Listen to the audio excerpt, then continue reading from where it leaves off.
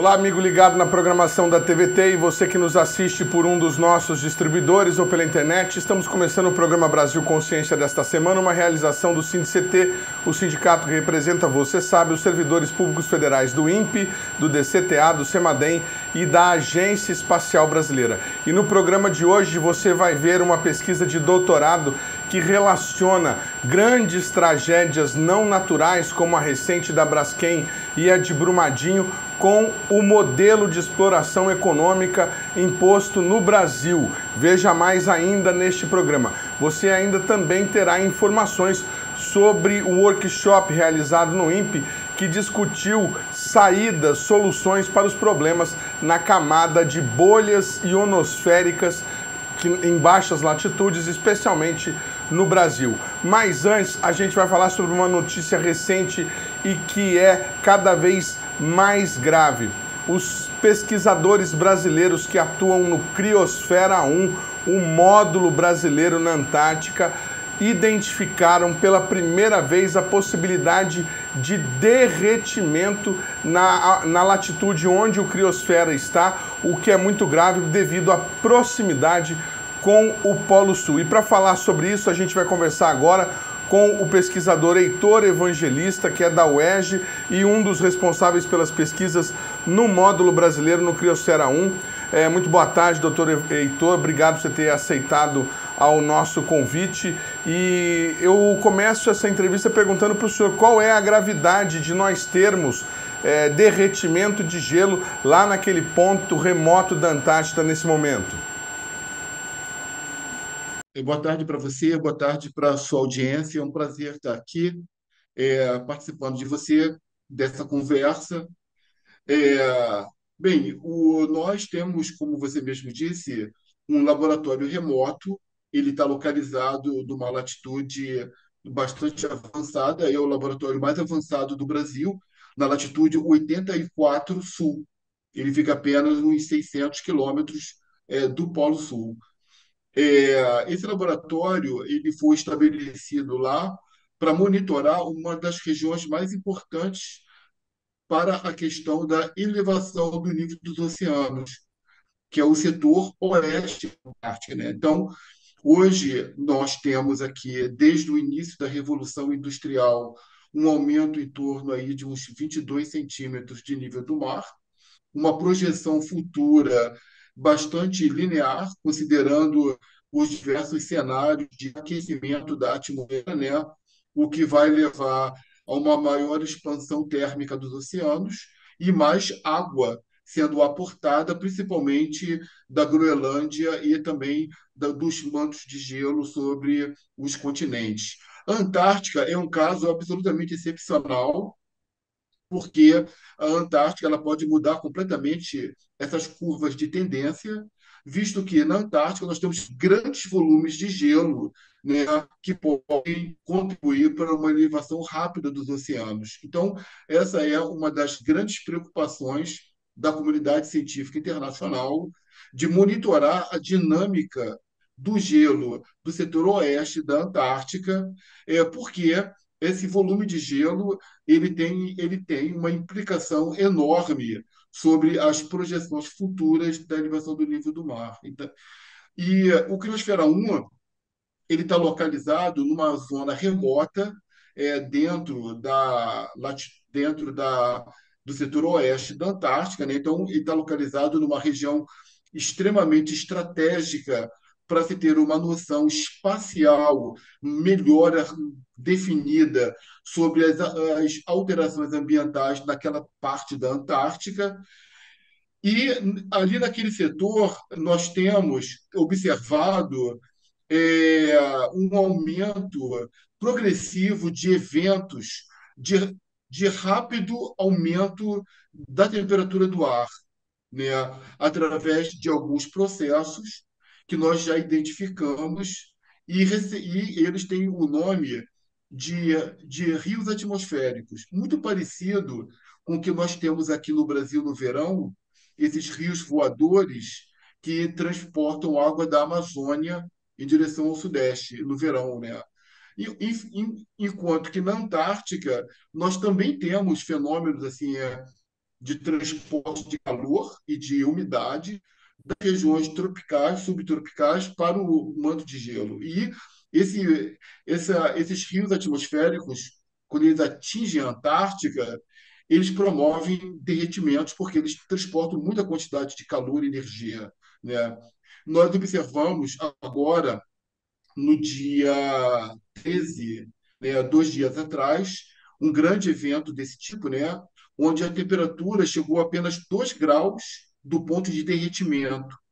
E eu não estou falando ali da borda do continente antártico, a gente está falando do interior do setor oeste da Antártica, né? Então, esse monitoramento ele funciona como uma espécie de sentinela, né, das consequências é, que esse transporte de calor pode trazer para esse setor da oeste tão sensível, né, com implicações importantes para a questão da elevação do nível do mar, né? Nós até agora não observamos em nenhum trabalho pretérito derretimento de gelo numa latitude tão próxima ao Polo Sul, né? E através do Criosfera 1, a gente está observando que nós estamos próximos desse ponto de colapso, né? Então, é bastante preocupante e, até certo ponto, bastante surpreendente, né? Que a gente possa estar hoje é, observando temperaturas tão altas em latitudes tão próximas do Polo Sul. O senhor falou duas informações: ponto de colapso. E a outra informação que o senhor passou é que está a 2 graus do derretimento. A pergunta que eu faço é: as perguntas são, quanto foi o máximo que nós já tínhamos atingido? A gente já tinha chegado perto desses 2 graus?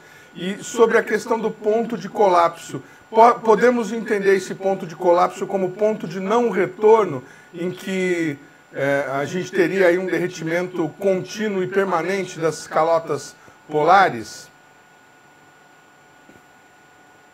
Do ponto de vista histórico, a gente sempre teve uma margem bastante segura, né? Com uma diferença ali em torno de, na média, em torno de -10 a -7 graus de ponto de fusão de gelo, né?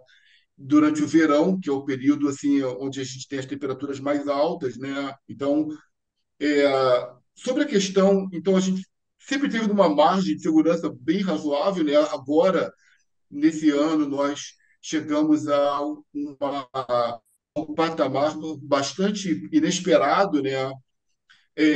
Enfim, sobre a questão do ponto de não retorno, eu acho que ainda é prematuro falar, né? Porque esse ano, a gente está tendo em todo o hemisfério sul, né, grandes consequências do fenômeno El Niño, né? Então, o El Niño ele tem uma implicação climática muito grande em todo o hemisfério sul. Na Antártica, o El Niño tem um impacto fortíssimo, né? E não dá para falar, na minha opinião, num ponto de não retorno exatamente durante um ano que é excepcionalmente quente em virtude de um processo que se soma, né, à questão do aquecimento global que nós estamos acompanhando aí, né? Então, a gente precisa, para poder estabelecer, não, que isso agora vai ser um processo permanente, eu acho que ainda é um pouco prematuro, eu diria que a gente precisa avaliar se esses fenômenos que nós estamos observando agora, eles terão ou não uma normalidade para o futuro, né? Então, eu acho que só mesmo a coleta de dados vai poder provar definitivamente que isso é uma realidade. Mas, por exemplo, nós é uma coisa bem interessante observar, né, que é, desde quando nós monitoramos o Ártico, né, desde a primeira imagem de satélite, desde 79 para cá, que todos os dados mostram uma redução progressiva do gelo no Ártico, né? E na Antártica, esse processo ele não era tão evidente, né? Durante um bom tempo, ao longo dessas últimas décadas, variabilidade do gelo antártico se manteve relativamente na média, né? Na média, ela esteve estável, né? Até com regiões ganhando gelo, inclusive, né? Então, esse cenário na Antártica era um cenário durante décadas. Ele permaneceu bastante estável, ao passo que no Ártico a gente já vem observando declínio desde os anos 70, né? O que ocorre é que, principalmente ali depois de 2015, é, a gente tem observado uma redução importante da variabilidade do gelo marinho, ali, principalmente em volta da Antártica, né? E desde 2015, mais 16, essa perda de massa de gelo, ela realmente não voltou ao padrão, né, anterior a essa data, né? Ou seja, a Antártica, ela, digamos assim, foi mais resiliente a essas mudanças, mas agora nós estamos observando um cenário já diferente, né? Nós estamos observando na Antártica uma progressiva perda de massa de gelo, né? Alguns mares, oceanos na Antártica com retrações importantes, um aumento da área livre de gelo, né? É, temperaturas elevadas em diversos pontos, principalmente no setor oeste da Antártica, né?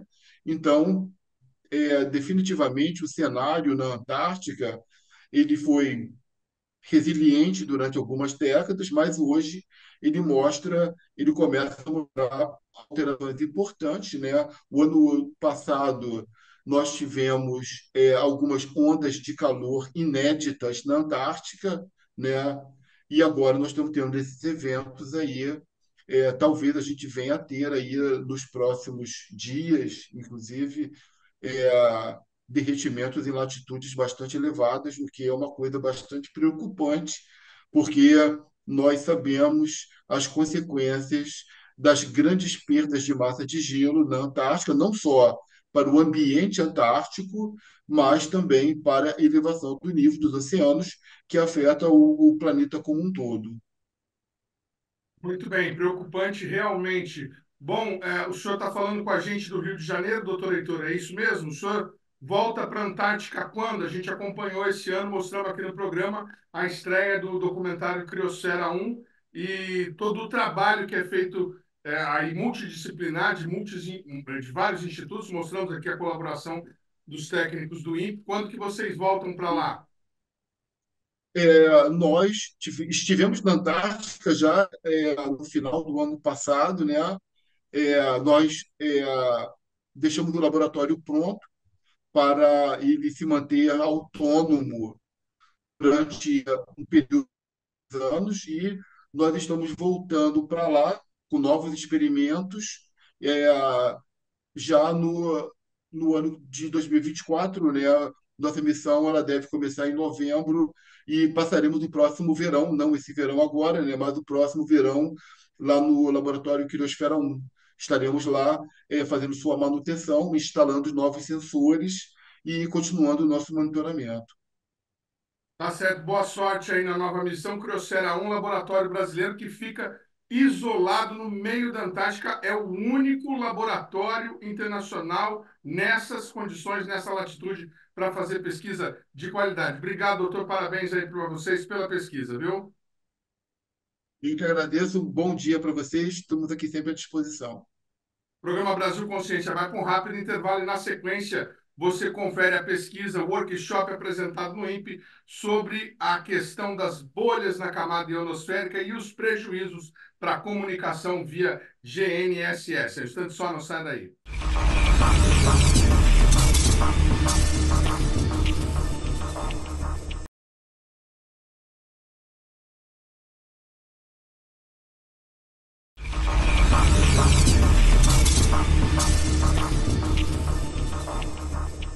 Olá, amigo do programa Brasil Consciência, estamos de volta agora para falar sobre o assunto que nós anunciamos no começo do programa, o desenvolvimento de melhorias para a navegação, o chamado GNSS, o posicionamento global, GPS, ou os vários outros sistemas que existem, o chinês, o russo, aqui no Brasil e na parte de baixas latitudes, por conta dos problemas com as chamadas bolhas na camada ionosférica. Você que acompanha o Brasil Consciência já ouviu falar desse fenômeno, nós já mostramos aqui em diversas vezes o pessoal do INPE que faz pesquisa sobre isso, inclusive do Embrace, o pessoal de clima espacial. Mas hoje nós vamos falar de um projeto que está sendo coordenado pelo professor Dr. João Francisco Galera Monico, que é da Unesp, que está envolvendo o INPE, o IAE, o ITA e diversas outras instituições do Brasil e até do exterior para tentar mitigar, encontrar soluções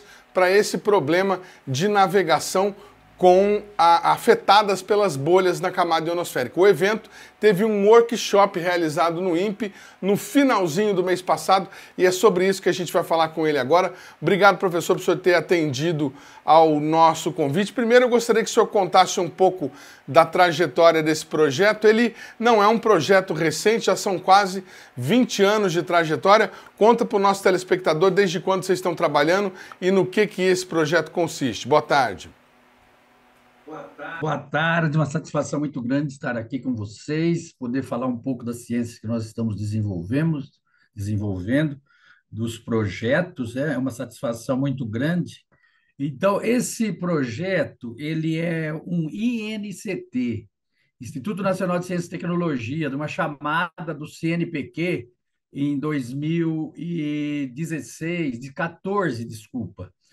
Mas não envolve só o CNPq, tinha também as fundações. Deixa eu me corrigir, eu falei 20 anos, então são 10 anos, é 2014 e não 2004. O senhor me perdoe. Na realidade, é isso. O projeto, a chamada foi 2014, mas nós iniciamos em 2017. Então, o projeto, nesse momento, ele está terminando o 7º ano, né? O 6º ou 7º, 17, 18, 19, 20, 21, 22, 27º ano. E nós temos uma extensão aí de mais um ano devido à pandemia. Então, nós vamos ter mais um ano aí. E nós queremos tentar expandir isso, porque essa problemática que você já aí muito bem citou, ela está agora num pico ascendente, né? O máximo vai ocorrer 2014, 2015, tá? O problema da cintilação ionosférica que ocorre devido às bolhas de plasma, as bolhas ionosféricas. O senhor disse o máximo vai ocorrer em 2024, 2025, correto? Isso, pois isso. não. Isso advém do ciclo solar que se repete a cada 11 anos, tá? E, então, você veja bem, agora o GPS é de 94, nós estaremos agora no 3º ciclo pós-GPS, que é uma tecnologia que proporciona bastante informações para o entendimento melhor do que se ocorre na ionosfera. Então, você veja bem, aí ocorre uma sinergia, né, que é uma tecnologia que é afetada, mas, por outro lado, ela permite colher informações para estudar e entender melhor o que ocorre na ionosfera, né, os fenômenos, e também aí, você também já citou isso, propor ou tentar apresentar algumas soluções para a mitigação do problema. Ele é um problema que ocorre em todas aquelas aplicações que utilizam o GNSS. Quando a gente fala GNSS, então é o GPS, é o GLONASS, que é o da Rússia, o Beidou da China e o Galileu da Europa. Todos esses sistemas, eles sofrem com isso. E aí eles são aplicados na agricultura de precisão, no suporte a veículos autônomos, né? E na navegação aérea, que, diante disso, o uso da navegação aérea para fazer pousos de aeronave com segurança, que aí tem um sistema de aumento denominado GBAS, que é Ground Based Augmentation System, é um aumento desses GNSS, que no Brasil até hoje não foi certificado pela ANAC, devido a esse problema, que aqui diferentemente do que ocorre nas regiões de médias latitudes, onde a ionosfera é bem, vamos dizer, tranquila, vamos dizer assim, aqui isso é diferente. Então, é uma problemática para ser para se tentar uma solução. E é isso que nós estamos estudando, pesquisando dentro desse projeto. A grosso modo, nas regiões de baixa latitude, o Brasil é muito afetado com isso, a gente tem uma mudança na atmosfera, que é chamado popularmente de bolha, que provoca o que vocês falam de difração do sinal. Então vem o sinal do satélite, ele bate naquela bolha e ele acaba se perdendo. E aí o GPS enterra o veículo autônomo, vamos dizer assim, o caminhão, não sabe para onde ir. É mais ou menos isso que acontece, doutor? Então, imagina isso, que o veículo lá tem, no caso do veículo autônomo, ou no caso na agricultura de precisão, né? Que a máquina que vai fazer uma colheita ou fazer uma plantação, ele sabe aonde deveria ir, né? Pelo menos tem as coordenadas. E o sistema lhe proporciona um nível de incerteza, ou seja, o quão bom está sendo determinada aquela posição. Se o sistema da atmosfera estiver tudo tranquilo, essa precisão é fabulosa e ela é confiável. Quando ocorre uma bolha, o sinal, ao cruzar, é uma região rarefeita, né? Ela vai ter uma densidade de elétrons diferente da região vizinha, onde o sinal se propaga de forma adequada. Esse sinal se perde. Ele vai chegar no receptor, o receptor vai fazer uma medida que, com certeza, vai ter ela vai estar deteriorada e vai deteriorar, então, a posição do veículo, né? Do que seja, do veículo, do caminhão, de uma aeronave, né? E com isso tem que parar parar a operação, né? E se for num voo, isso daí também teríamos que ter capacidade de informar ao responsável por tomar a decisão, olha, agora você não pode utilizar esse sistema. Se nós tivermos essa capacidade de dizer não use o sistema, tudo bem, é algo importante. Mas se toda hora você ficar falando não pode usar, não pode usar também, então é melhor não usar nunca, né? E a ideia, então, é que possamos fazer isso também, mas também mitigar, né? Isso é um evento que ocorre, as estatísticas, os estudos, sempre após o pôr do sol. Então, todas aquelas operações que ocorrem aí 24 horas por dia serão afetadas. Isso também ocorre dentro de um ciclo de, como eu já citei, de 11 anos, né? E agora nós estamos na fase ascendente. Então, já tem muita gente aqui batendo nas nossas portas, falando: o que está acontecendo, professor? Porque agora, realmente, eu tenho observado aqui também em alguns experimentos que eu faço diariamente, que após o pôr do sol, 7 horas da noite, 8 horas da noite, isso vai até meia-noite, 1 hora da manhã, o sistema de posicionamento fica realmente com grande incerteza e proporcionando números que você não pode acreditar, entende?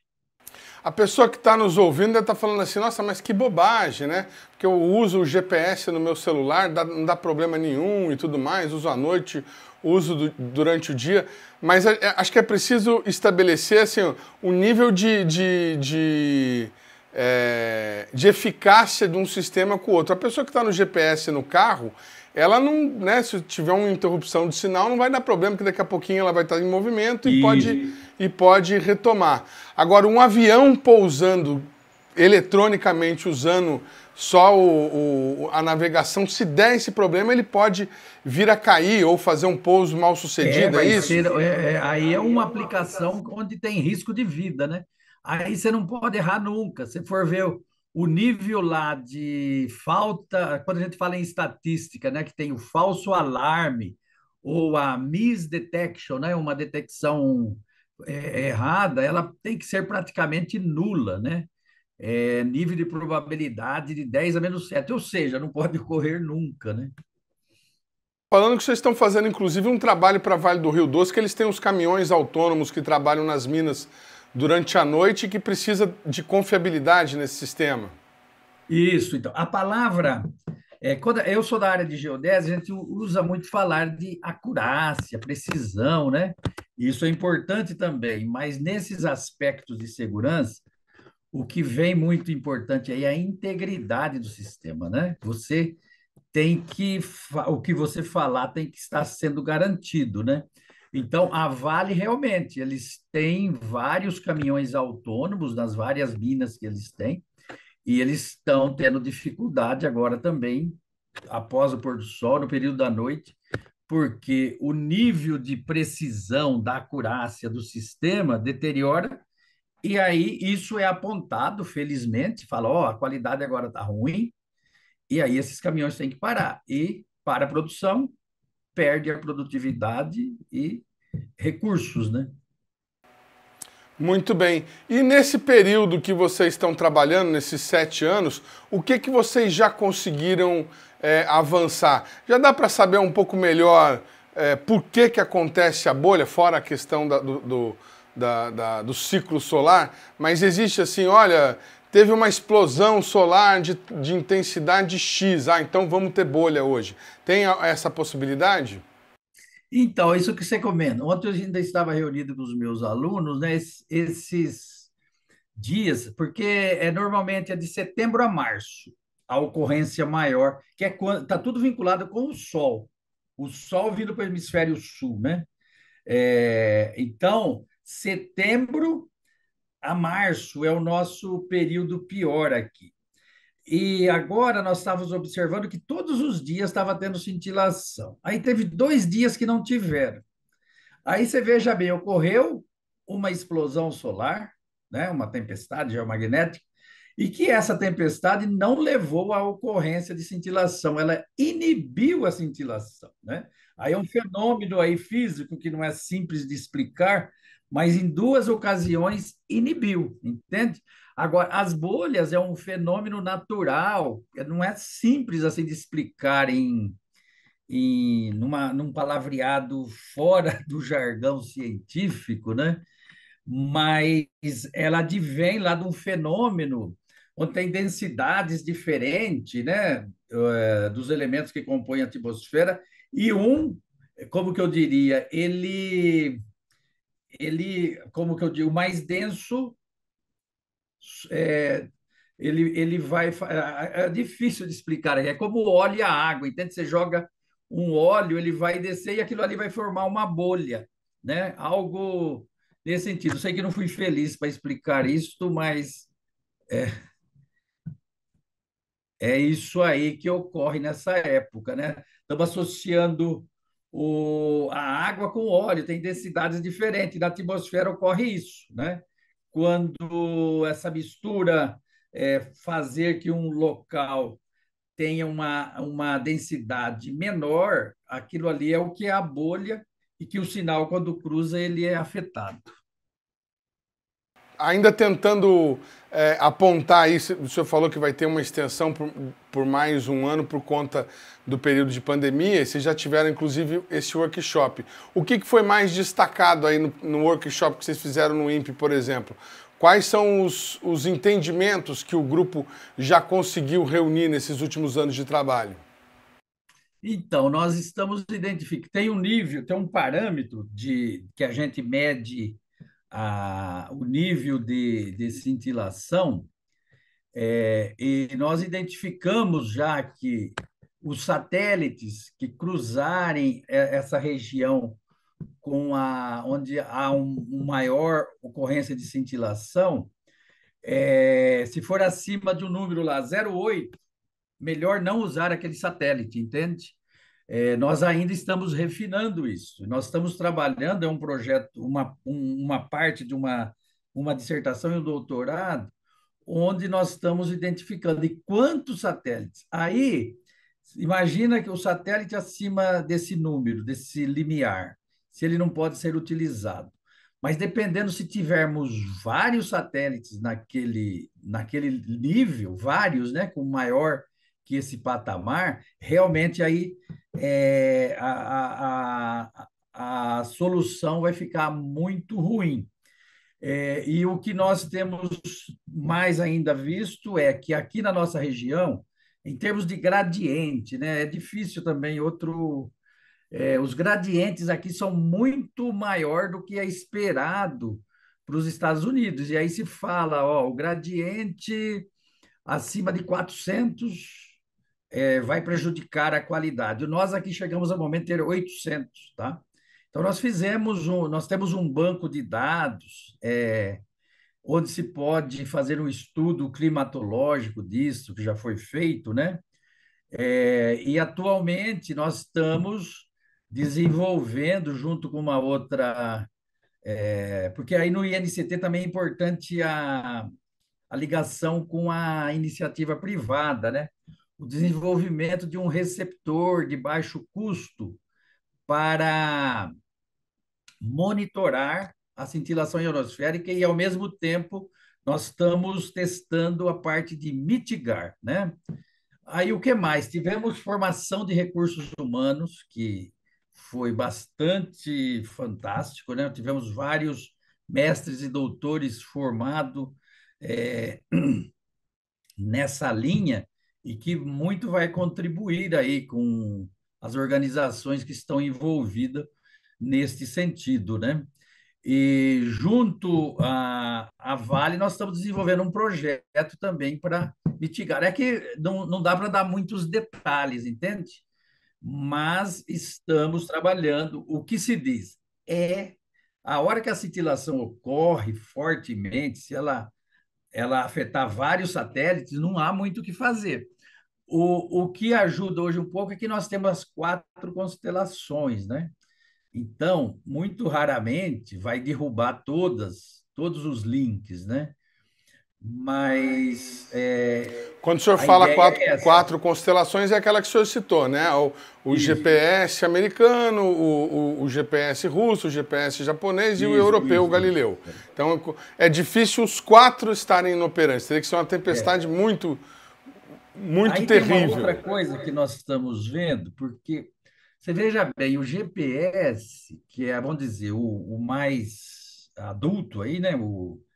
Ele foi lançado oficialmente em 94. Então, para isso, os estudos para colocar esse sistema, vamos dizer, começaram, vamos dizer, 20 anos antes que isso, né? Então, a tecnologia espacial que você coloca no espaço é tecnologia que foi desenvolvida há algum tempo, que você não é o que você tem já coloca no espaço, né? Então, o GPS tem os satélites modernizados. Hoje nós temos 6 satélites modernizados no espaço, né? E a partir de agora, todos os novos satélites terão essa capacidade da modernização. Então, eles colocaram mais alguns sinais que têm uma potência maior, e os que nós temos analisado até agora, aparentemente ele é mais resiliente ao problema da cintilação ionosférica, né? Nós temos visto que algum sinal desses mais antigos ele se perde, mas esse novo sinal ainda ele está lá. Só que nós não temos o número de satélites suficiente ainda, né, para solucionar esse problema, né? Nós temos do GPS hoje só 6 satélites nesse sentido. Os do Galileu nós também estamos investigando agora, mas nós vimos principalmente agora o do GPS, que é o satélite, o GPS-3, né? Que eles são mais resilientes para isso, e novos estudos continuam nessa linha. Nós temos também outro professor trabalhando no desenvolvimento de melhores antenas, que ele seja capaz de captar um dado, um sinal mais frágil, entende? Então, são várias iniciativas que ainda precisa de um pouco mais de tempo para realmente falar, ó, isso aqui dá para se tornar um produto efetivo. Perfeito. O senhor, inclusive, está embarcando para os Estados Unidos para participar de um evento e levar essa experiência desse trabalho que está sendo desenvolvido para esse congresso. Conta para a gente um pouco do que o senhor onde o senhor vai participar. Então, é em São Francisco, a American Geophysical Union. Então, nós propusemos uma sessão lá, eu, o pesquisador Eurico, do INPE, e o doutor César Valadares, de Dallas, né? Então, nós propusemos uma sessão que é sobre os desafios, né? Da cintilação em aplicações em tempo real e trazer essa sinergia entre o clima espacial e a geodésia para poder propor soluções ou entender melhor o que efetivamente ocorre. Muito bacana. Eu quero agradecer demais a participação do professor João Francisco Galera Monico aqui no nosso programa. É a primeira vez que ele fala com a gente. Professor da Unesp, com carreira assim, é até difícil da gente enumerar aqui a quantidade de trabalhos que o professor já participou. Mais de 150 artigos científicos publicados, livros, capítulos de livro, orientou mais de 140 alunos, incluindo graduação, iniciação científica, mestrado e doutorado, além de pós-doutorado. Obrigado, professor, por o senhor ter participado aqui do nosso programa com essas informações. A gente está sempre à disposição para divulgar o trabalho, viu? Foi uma satisfação muito grande, eu que digo obrigado. E é difícil, alguns assuntos a gente conseguir explicar facilmente. Então, aí eu peço desculpa por aquilo que eu não consegui dar uma explicação totalmente satisfatória. Tá joia, professor. Obrigado. O programa Brasil Consciência vai para um rápido intervalo e a gente volta um instante só, não sai daí.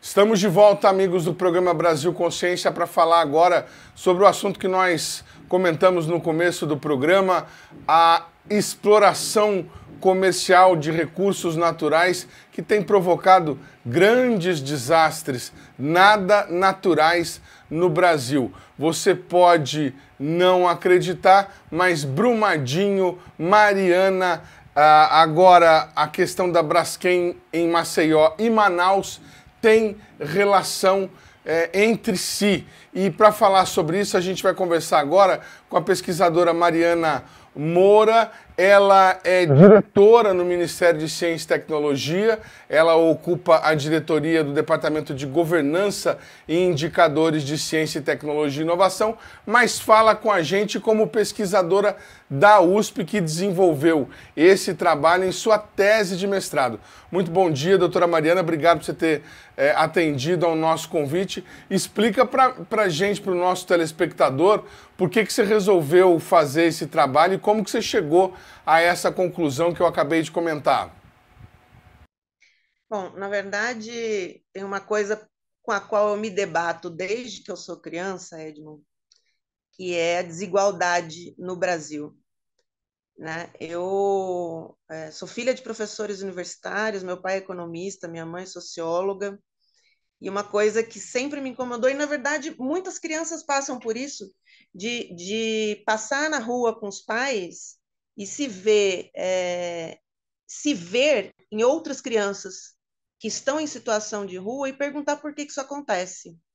Né? Então, a minha pergunta do doutorado tem relação com isso. Né? Por que existe no Brasil tanta desigualdade, sendo que a gente é um país tão rico? Eu fico indignada quando alguém fala que o Brasil é um país pobre ou o Brasil é um país, né, subdesenvolvido. Eu fico indignada. O Brasil é um país riquíssimo, a gente tem muita riqueza.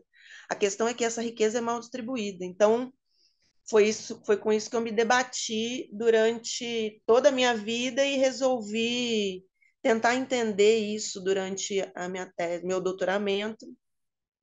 E cheguei numa teoria que foi elaborada por pesquisadores brasileiros, mas que estavam exilados fora do país na década de 60, 70, né, durante a ditadura militar, que é o Rui Mauro Marini, a Vânia Bambirra, o Teotônio dos Santos, que desenvolveram a teoria marxista da dependência. E a partir desse marco teórico, eu consegui, né? A gente na equipe, não foi um trabalho individual, foi um trabalho fruto de um grupo de pesquisa. A gente conseguiu olhar para o desenvolvimento brasileiro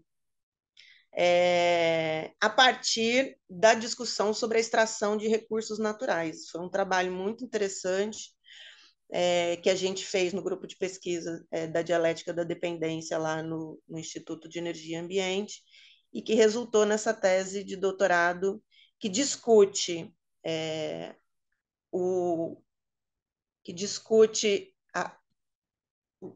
a produção brasileira, né, a forma como o Brasil se inseriu na economia internacional de forma subordinada e dependente e quais as consequências disso, tanto em termos de desigualdade de renda no nosso país, quanto em termos de superexploração dos recursos naturais, que foi, na verdade, o conceito que eu desenvolvi na minha tese. Nossa, então vamos lá, né? Lembrando aqui das nossas aulas de história no ensino fundamental e médio. Descobrimento, pau-brasil, depois ciclo de monocultura, café, cana-de-açúcar, exploração de recursos naturais como ouro, né?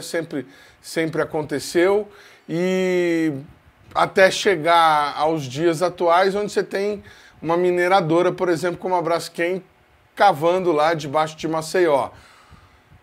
Toda a nossa história sempre foi de ciclo de exploração. Isso é uma condição que nos faz ser desigual? Quer dizer, nós teremos que mudar a nossa forma de gerir riqueza no país para mudar a condição da população? A questão é a seguinte, lá na década de 50 e 60, a CEPAL fez um estudo em toda a América Latina. Na verdade, o Raul Prebisch, que é um grande pesquisador economista, né, da CEPAL, da Comissão Econômica para a América Latina, e ele descobriu que na relação econômica com o mundo, os países periféricos ou os países exportadores de matéria-prima saem perdendo historicamente. Ele fez um levantamento, né, da tendência, ele fez um levantamento das trocas econômicas. Então, ele, durante 100 anos, rastreou as trocas econômicas dos países latino-americanos com o resto do mundo na relação de troca. O que isso significa? O quanto que a gente vende, em termos econômicos, para o quanto que a gente compra. Então, o que a gente pode comprar no mundo a partir daquilo que a gente vende. E aí ele percebeu que ao longo de 100 anos, existe uma tendência decrescente nessa relação. Então, a gente cada vez menos consegue comprar o que a gente precisa no mundo, porque os nossos produtos, na relação com os produtos que a gente compra, ficam sempre mais baratos. Não quer dizer que as matérias-primas não tenham tido alguns booms de elevação de preço ao longo da história. Tiveram. Inclusive, durante o primeiro e segundo governo Lula, isso aconteceu. Teve um grande boom internacional de aumento do preço das commodities.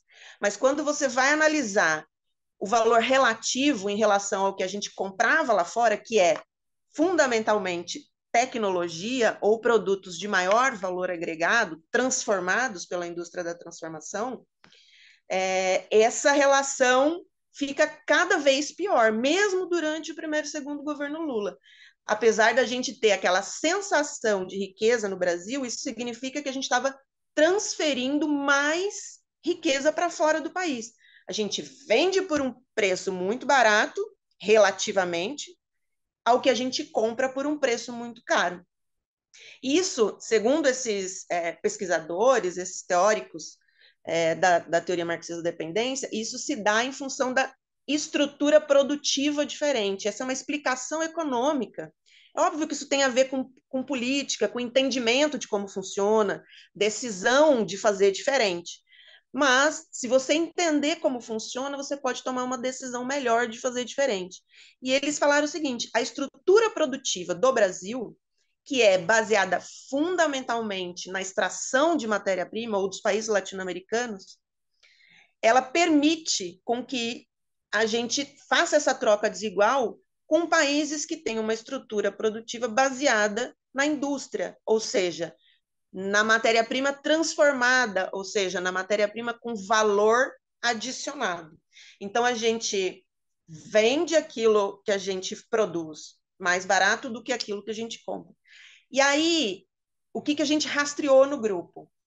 Dentro desse processo de venda de um produto barato e a compra de um produto mais caro, isso faz com que a estrutura social e econômica do país fique deturpada. Porque como a gente não consegue reter esse valor aqui dentro do país, esse valor acaba sendo concentrado na mão de poucas pessoas. E isso por um lado. E por outro lado, as empresas brasileiras que não conseguem reter esse valor também, ou seja, são voltadas para a exportação de matéria-prima, elas superexploram os recursos naturais para poder conseguir diminuir, né, essa tensão na troca desigual com os países industrializados. Olha só que interessante, né? A gente já ouviu aqui no Brasil Consciência de outras pessoas, inclusive, se eu não estou enganado, numa entrevista com o Márcio Pockmann há 3 anos, ele falou alguma coisa a respeito disso, sobre a questão de você não ter players tecnológicos no país, não ser produtor de tecnologia para o mundo e ficar exportando commodities como forma de receber dinheiro, né? Como forma de produzir riqueza no país. Aí, mais uma vez, uma explicação um pouco mais detalhada e embasada do porquê que essa relação é tão ruim e, mais uma vez, né, desmontando esse discurso fácil de que o Brasil é o celeiro do mundo, de que a gente tem que investir no agro, porque o agro é que é o nosso negócio e tudo mais. Mas a senhora, inclusive, tem alguns gráficos para mostrar para a gente sobre essa relação. Tem alguma coisa aí que a senhora já consiga colocar para a gente poder olhar na tela e entender um pouco melhor toda essa tese? Então, o trabalho que a gente fez foi rastrear a tendência decrescente nas trocas desiguais do Brasil nos últimos 50 anos, né? O Prebst fez esse levantamento até a década de 70, e a gente pegou da década de 70 para cá, tentando entender especificamente o boom das commodities dos anos 2000, né? O que isso tinha causado em termos de troca, né, de desigualdade na troca. E a gente percebeu que houve, sim, a confirmação da tendência decrescente, né, nessas trocas desiguais nesses últimos anos, mas mais do que isso. Quando a gente observa a balança comercial física do Brasil neste período, o que é a balança comercial física? A gente normalmente, nos noticiários econômicos, a gente vê a balança comercial, né? A gente vende muito e aí a balança comercial está superavitária, a gente está com muito dinheiro no Brasil e tal. A gente levantou a balança comercial física, ou seja, em toneladas, o quanto que a gente vende, o quanto que a gente está vendendo em matéria para o mundo e o quanto que a gente compra. Então, a balança comercial física também demonstrou um déficit crescente nesse período analisado, especialmente no momento em que o preço das commodities foi elevado no sistema internacional. Qual que é o grande problema dessa balança comercial física? Está deficitária. Além da superexploração dos recursos naturais, que é produzida nessa lógica, né, dependente do Brasil, a gente tem um déficit futuro em termos de possibilidades de produção. Então, veja bem, se a gente vender todo o nosso petróleo bruto, quando a gente precisar de qualquer forma desse petróleo no Brasil, a gente não vai ter, porque ele foi todo vendido. Esse é um dos grandes problemas da exportação de matéria-prima sem a gente utilizar essa riqueza para o nosso próprio desenvolvimento. Porque a gente esgota os nossos recursos. A gente está entregando nossos recursos e não só não está aproveitando a riqueza atual que ele produz, como esgota a nossa possibilidade futura de poder utilizar esse recurso. Então, quando a gente entrega uma grande reserva, por exemplo, de lítio, quando um país periférico entrega uma grande reserva de lítio, essa reserva é explorada, super explorada, como eu defendi na minha tese de doutorado, e o que resta para o país é o buraco, é o desastre. O que resta para o país é uma barragem que vai estourar em algum momento e a empresa não vai nunca se responsabilizar por isso. O que resta para o país são as mortes e o ataque ao ambiente que é produzido nessa lógica. As pessoas que estão nos ouvindo agora, provavelmente entre elas tem alguém que está assim, mas não é só o governo controlar isso melhor, não basta criar leis determinando um limite para essa exploração, até onde a Braskem poderia cavar, por exemplo, ou ninguém fiscalizou o tamanho do buraco que a Braskem estava fazendo? Olha, é possível, através da legislação e da fiscalização, você conter isso, mas você precisa entender que isso é esse o problema. Não é só uma questão de vamos punir a Braskem, ou vamos punir a Vale, ou vamos punir as empresas. É claro que elas têm que se responsabilizar pelo que elas fazem, mas a lógica econômica de ser um país exportador de matéria-prima, ela produz não só a desigualdade no país, mas a superexploração desses recursos, porque as empresas, elas, né, é capitalismo, isso é capitalismo puro, isso não é uma crítica ao capitalismo, é uma constatação. A empresa, ela é movida pela lógica do lucro, e a taxa de lucro é maior quanto menor é o seu custo. Então, você vai reduzir o seu custo, e normalmente o custo de proteção ambiental é um custo alto, um custo de reparação das comunidades afetadas é um custo alto. Então, operando na lógica do lucro, essas empresas produzem esse tipo de crime ambiental, né? Porque não dá para dizer que é uma tragédia, não dá para dizer que é um desastre, é um crime ambiental.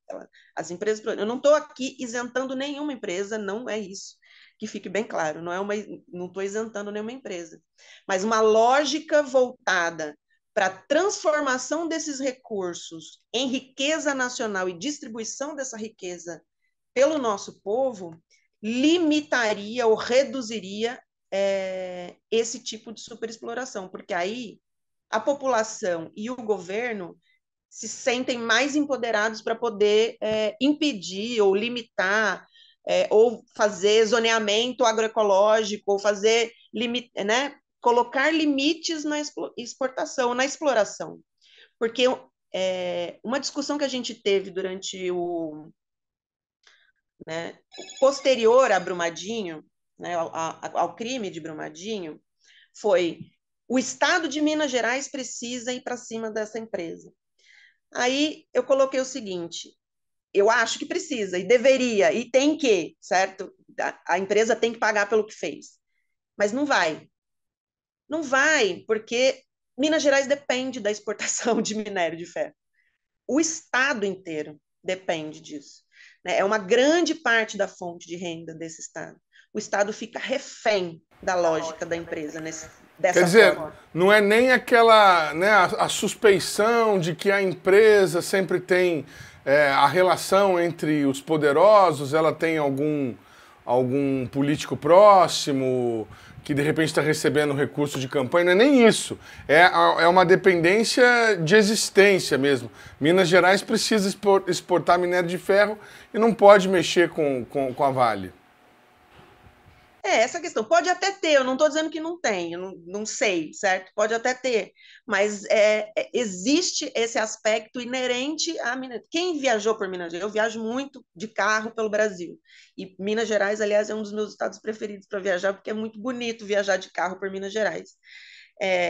E assim, tem estradas que você pega que as estradas são fechadas. Você não pode passar, porque as mineradoras são donas daquela estrada, praticamente, entendeu? Fazem todo o beneficiamento, fazem o asfaltamento. Então, assim, é difícil você... É difícil, não é impossível. É difícil você, enquanto Estado, fazer esse tipo de ação exigindo reparação para as empresas, quando você depende de tantas formas dessas empresas e dessa lógica.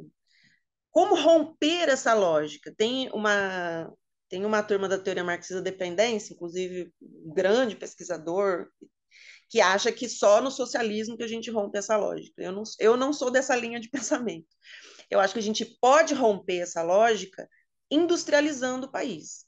Então, quando você pega essa riqueza natural, quando você pega essa matéria, essa energia que a gente tem no nosso país disponível e transforma internamente, você agrega valor, e nesse processo de agregação de valor, você tem um pagamento de melhores salários, porque a indústria tradicionalmente paga salários em média mais altos do que o setor de extração de matéria-prima.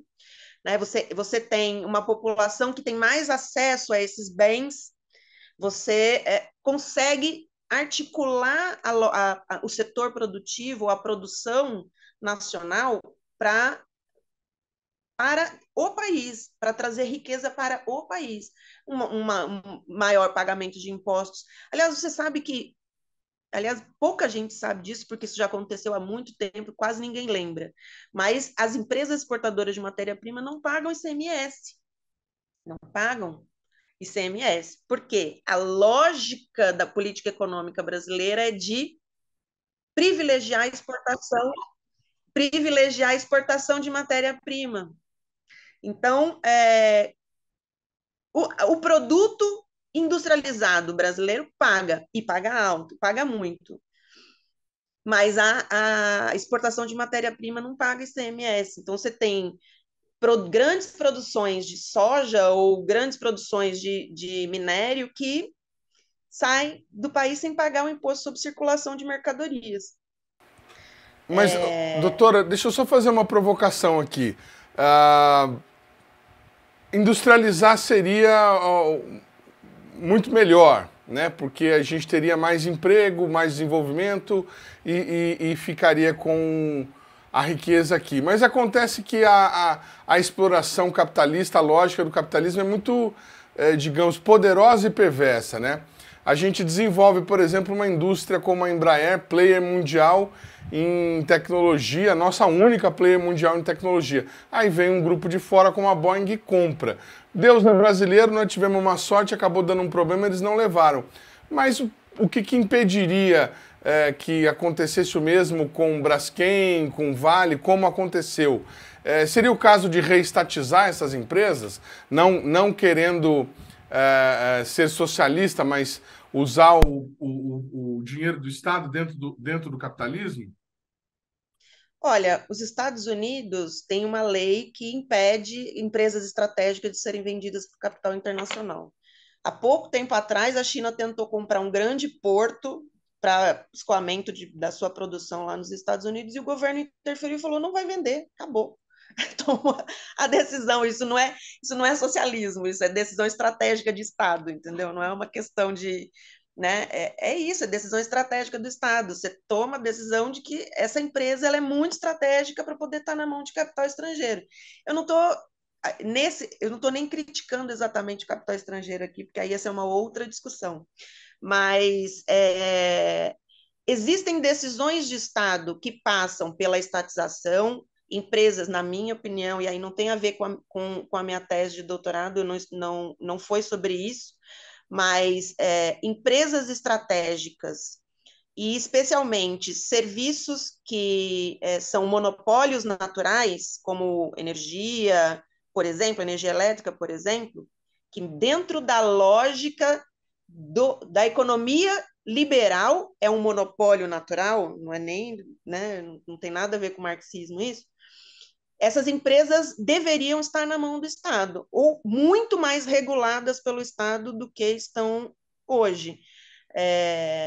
A gente vê, por exemplo, as empresas de energia elétrica sendo reguladas pela ANEEL, mas a tarifa de energia é autodeclarada. Então, a ANEEL, ela não tem gente suficiente para fiscalizar todas as empresas de energia elétrica do país.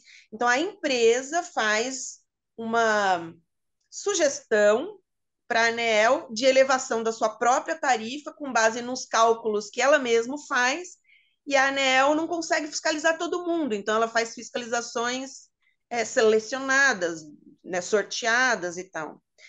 É confiar a raposa cuidar do galinheiro, na minha opinião, mas essa é uma questão que a gente precisa discutir enquanto país, né? Qual é a nossa estratégia? A nossa estratégia é crescer economicamente, elevar o PIB, sem se preocupar com a questão social e ambiental? Ou a gente está realmente preocupado com a questão social e ambiental e a gente precisa tomar essa decisão de que existem questões estratégicas para o país que não podem estar na mão de, né, ou seja do setor privado, seja de empresas estrangeiras.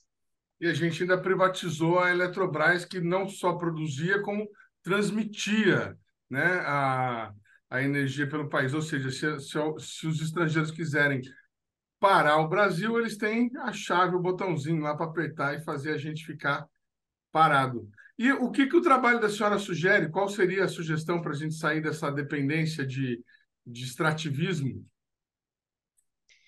Olha, a partir desses dados de que a exploração ou a superexploração, né, dos recursos naturais no país, ela vem de uma lógica deturpada do capitalismo nas regiões periféricas, a gente só pode transformar essa lógica investindo em agregação de valor aqui, né, internamente, ou seja, a gente precisa ampliar a transformação das nossas matérias-primas aqui no Brasil.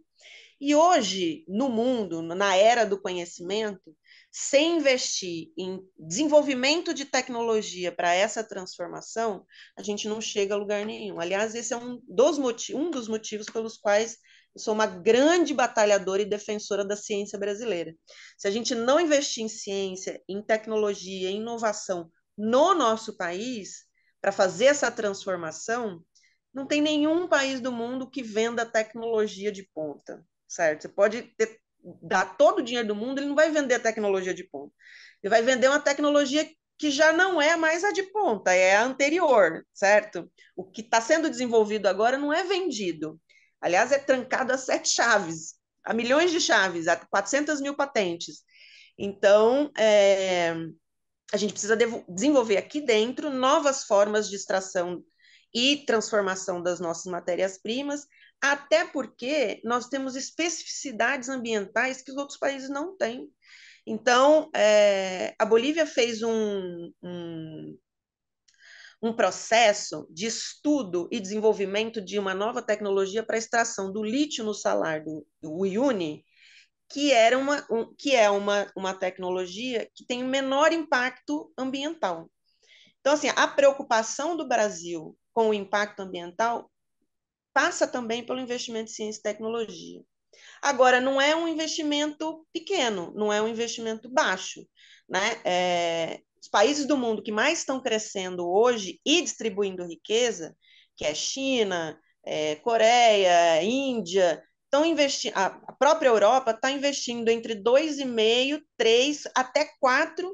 A Coreia está chegando a 5% do PIB investido em ciência e tecnologia, a Coreia do Sul. E a gente está patinando aqui no 1,5% há 30, 40 anos, entendeu? 1,5% do PIB. Então, não é só aumentar um pouquinho o investimento em ciência e tecnologia, é pensar o Brasil a partir do desenvolvimento tecnológico e como esse desenvolvimento tecnológico pode nos ajudar a distribuir renda aqui internamente. Tá certo. E você aí criticando o investimento na Ceitec. Eu quero agradecer demais a doutora Mariana Moura pela participação aqui no nosso programa. Muito obrigado por ter nos atendido nessa manhã. A gente vai ficando por aqui, mas você que quiser conferir os demais programas produzidos pela Rádio do SINCT, deve acessar, você sabe, a nossa página no Facebook, que está aí para você na tela nesse momento.